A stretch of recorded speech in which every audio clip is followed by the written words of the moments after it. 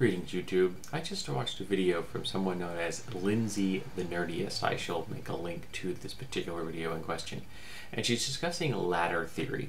Essentially that there is for males, there is a hierarchy of females, and we put them on a ladder. So this woman is more attractive than this woman, and this woman is more attractive than this woman, and that ladder exists for every male. And that for every female, there are two ladders. There's a romantic interest ladder that males have, and then there's the friendship ladder. Males don't make this separation, and women do. I kind of tell you, I don't particularly like that worldview. I think it's kind of twisted. Now, she makes the point that it isn't necessarily the perfect and healthiest worldview, but it still reveals some truths. And I can't say she's wrong. But it just got me thinking about something I have been contemplating for quite some time. I mean, like years.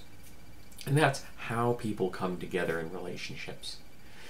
Now, I tend to think of people looking for relationships very much as you're sweeping the spectrum. So you're essentially doing a radar sweep. And then you have a parameter that you are looking for. And within this parameter, you will be happy with a person to a certain extent. And the further they get to the center, to the core of this parameter, the happier you will be. But the reality is that you will accommodate people who meet some of your criteria to establish a relationship. So essentially you have a situation where you have people, all of us are out there searching for someone. And every once in a while, boom, something happens. You get interested in someone. They start getting closer, closer, closer, closer, until eventually we find ourselves in a relationship. And we will start to ignore the things that we don't like about our potential partner and emphasize or overemphasize the things that we do. Now, healthy people will find a way of around this. They will realize that we are all flawed and that there are things about my partner that I love and things about my partner that I don't, and they will find an accommodation. People that aren't healthy won't, and their relationships will fail, or they'll stay in a bad relationship. And healthy people may discover that, this just isn't going to work. That happens sometimes. My first wife and I ended up being like this.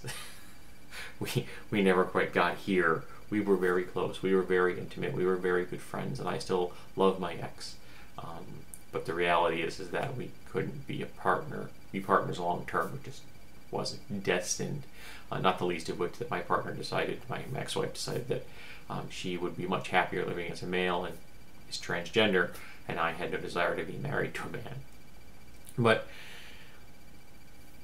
why I say this, why I bring this forth, is like that we have a lot of potential partners out there, that those parameters can connect with a lot of different people, that I don't believe there's one person for one person, that it's some incredibly unrealistic statistical anomaly that two people out of the 7 billion on the planet finally meet and come together. I think that is a romantic notion that we need to toss by the wayside. That we will accommodate others so that we are not alone. And if we're lucky, we do it in a healthy way. And if we're unlucky, we do it in an unhealthy way. And I think there are far too many people that don't realize that we make adjustments for each other. And they need to work on that because they end up in relationships that don't work, which is sad.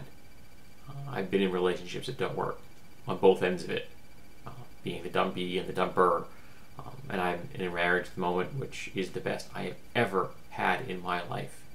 She is my partner, my friend, my lover, my goddess. She is everything to me.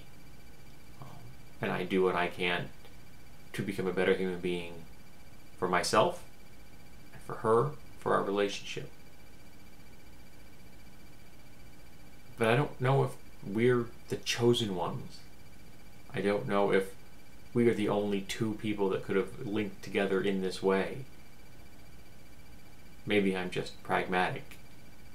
But I do know that I'm in the best relationship of my life. And I will do everything within my power to maintain that relationship and stay with my wife until I am old and I finally pass on. But I don't like the ladder theory much. And I'm hoping that that Lindsey doesn't find this video confrontational if it isn't meant as such. It's just meant to express that I feel that particular worldview isn't helping.